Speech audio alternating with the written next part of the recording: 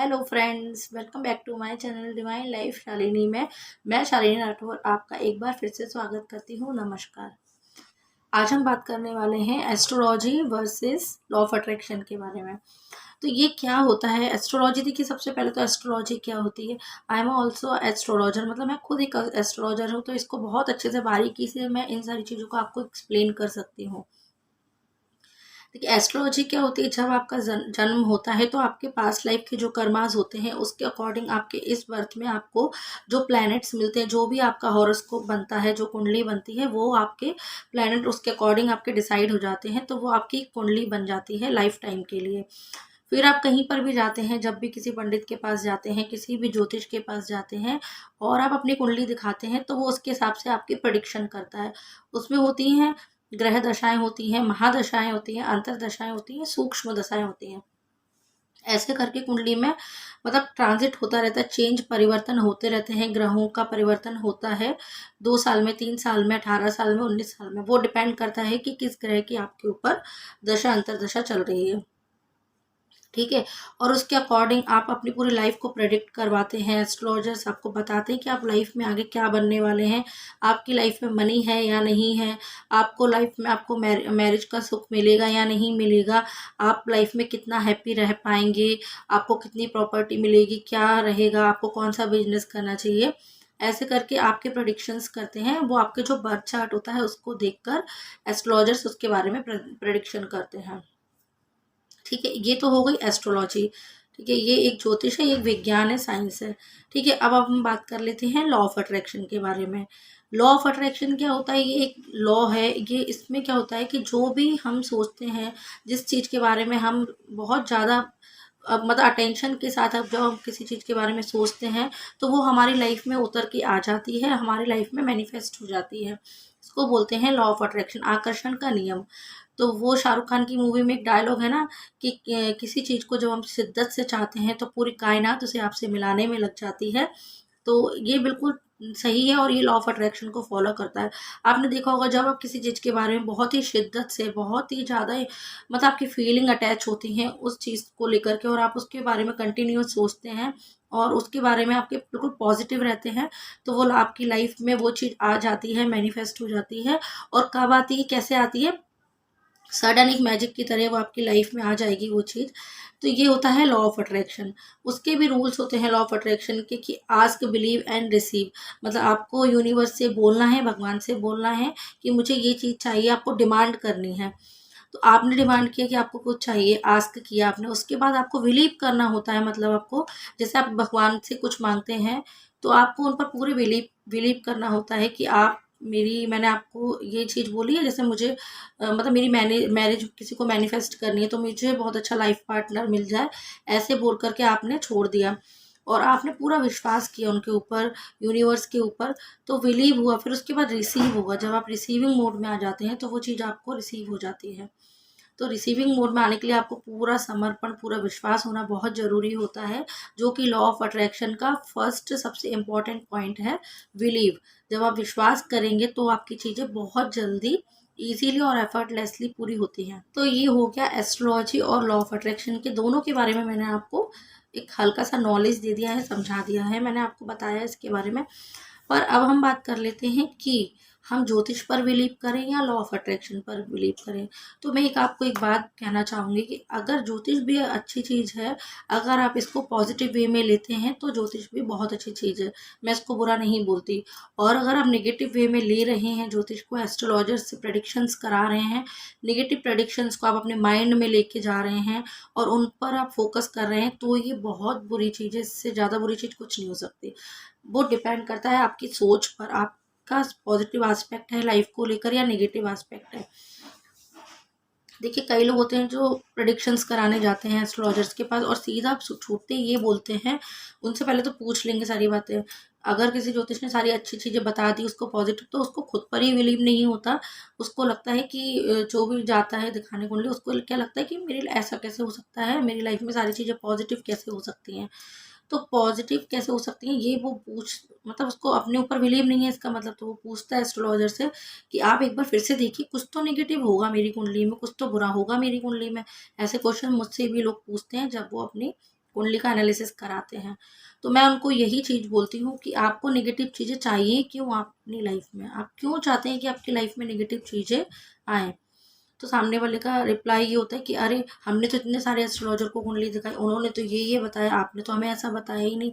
तो मैं क्यों बताऊं जब मुझे लग ही नहीं रहा कि आपकी लाइफ में कुछ नहीं। लोग एस्ट्रोलॉजी पर बहुत ज़्यादा बिलीव करते हैं, और अगर किसी एस्ट्रोलॉजर ने अगर उनसे कह दिया कि आपकी लाइफ में कुछ दुर्घटना होने वाली है, कुछ बैड होने वाला है, कुछ बहुत बुरा होने वाला है, तो जब वो आप खुद सोचिए ना कि जब वो सामने वाला क्लाइंट जब पूछने आया है, उससे उस एस्ट्रोलॉजर पर कितना बिलीव था जो वो आपके पास आया, उसने अपनी प्रेडिक्शन कराई, और एक वो उम्मीद के साथ आया था, होप लेकर कि आप उसको लाइफ के लिए कुछ अच्छा पर्सपेक्टिव, कुछ अच्छी चीज़ें बताएंगे जिससे कि वो लाइफ में कुछ अच्छा करे, उसको पॉजिटिव मतलब आप मोटिवेट करें। लेकिन आपने क्या कर दिया, पूरा का पूरा उस एस्ट्रोलॉजर ने खेल खराब कर दिया, जो भी जिसने भी निगेटिव प्रेडिक्शन करी है। अब वो इंसान उस पर इतना बिलीव करने लगा, और उसने बोल दिया कि तुम्हारी लाइफ में 2025 या मतलब 25 ईयर्स के बाद तुम्हारी मतलब डेथ हो जाएगी, या तुम्हारे लाइफ में मतलब अल्पायु है, या आपके में जीवन लिखा ही नहीं है। इस तरह की प्रेडिक्शंस अगर आपको एस्ट्रोलॉजर ने बता दी तो उसका आपके माइंड पर क्या इफेक्ट पड़ेगा। तो वो जो अगर 25 साल की उम्र में बताए ना उसको, तो वो पहले ही, उससे पहले ही उसको इतनी सारी बीमारियां घेर लेंगी, क्योंकि उसके दिमाग में एक फीडिंग कर दी है, उसको बहुत ज़्यादा टेंशन दे दी है उस एस्ट्रोलॉजर ने कि आप तुम्हारी 25 साल के बाद मृत्यु हो जाएगी, मृत्यु का योग है इस तरीके की।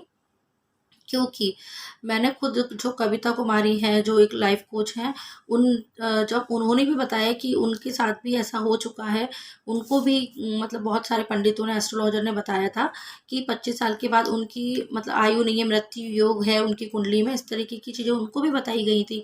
लेकिन क्या वो उनके साथ ऐसा हुआ क्या? नहीं हुआ ना, बिल्कुल भी नहीं हुआ।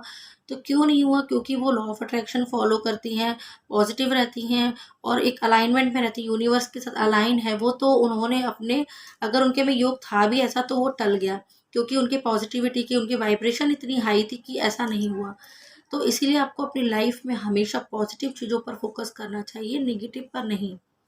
मैं अपना देखिए, मैंने एक तो उनका कविता जी का एग्जाम्पल दिया, कविता कुमारी जी का, दूसरा एग्जाम्पल मैं देती हूँ आपको अपना। क्योंकि मैं भी एक एस्ट्रोलॉजर, एक्चुअली मैंने ये कहीं से सीखा नहीं है एस्ट्रोलॉजी। जब मैं अपनी लाइफ में जब स्ट्रगल कर रही थी उस टाइम, मतलब मुझे पहले से ही कॉलेज टाइम से बहुत इंटरेस्ट था एस्ट्रोलॉजी की बुक्स रीड करना, उसके बारे में आर्टिकल्स वगैरह पढ़ना, तो मेरा इंटरेस्ट शुरू से था।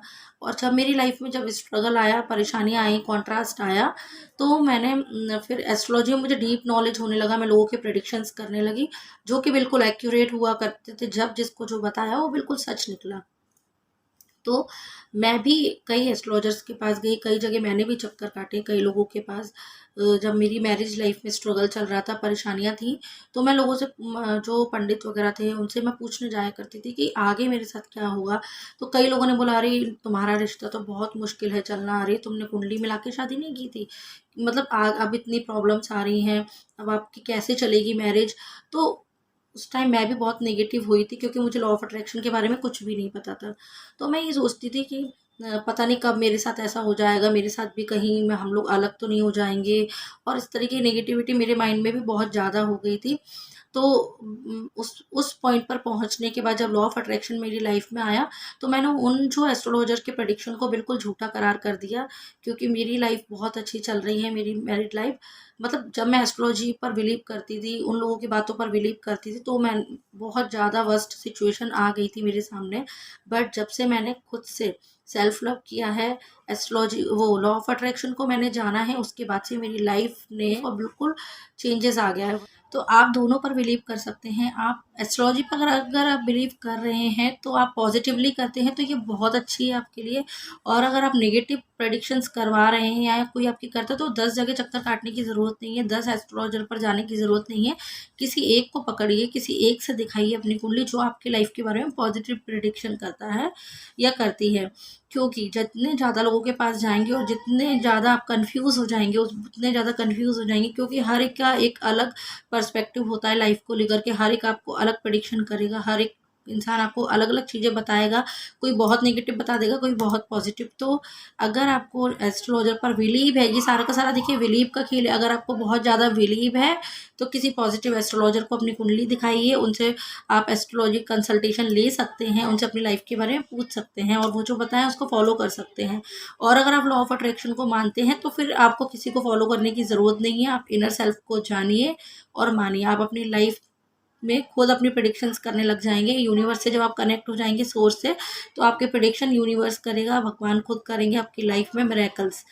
तो आई होप कि मैं आपको बता पाई हूँ कि एस्ट्रोलॉजी और लॉ ऑफ अट्रैक्शन में क्या डिफरेंस है, दोनों कैसे हमारी लाइफ पर वर्क करते हैं। तो अगर आप वो दोनों पर बिलीव करना चाहते हैं तो दोनों पर कर सकते हैं। लाइक मी, मतलब मैं भी एक एस्ट्रोलॉजर हूँ, तो मैं आपको ये चीज़ अच्छे से बता पा रही हूँ। मतलब मैं मेरी लाइफ में भी मतलब राहु केतु, अभी राहु की महादशा चल रही है 18 ईयर्स की, और एस्ट्रोलॉजर्स ने बताया कि बहुत नेगेटिव होगा लाइफ में, बहुत स्ट्रगल है।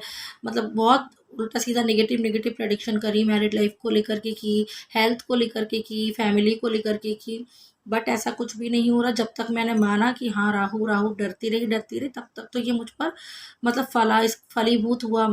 उन लोगों की बातें सच होती रही। लेकिन जब मैंने लॉ ऑफ अट्रैक्शन को फॉलो किया, पॉजिटिव रही, अपनी वाइब्रेशन पर वर्क किया, तो उन्होंने जो बताया था ना राहु केतु, वो सारे भी अब दूर भाग गए हैं मुझसे। और मतलब अगर है भी मेरे आसपास तो पॉजिटिव ही मुझे उसके रिजल्ट्स ला करके दे रहे हैं। तो इसलिए आपको बिल्कुल भी घबराने की ज़रूरत नहीं है। अपने अगर आपकी कुंडली में कुछ बैड इफेक्ट्स दिए हैं, कुछ भी गलत नेगेटिव चीज़ें दी हैं, तो आप बिल्कुल डरिए नहीं। और अगर आपको मुझसे कुंडली प्रेडिक्शन करानी है तो आप मुझसे भी करा सकते हैं और अपनी लाइफ के बारे में पॉजिटिव प्रेडिक्शन करा सकते हैं।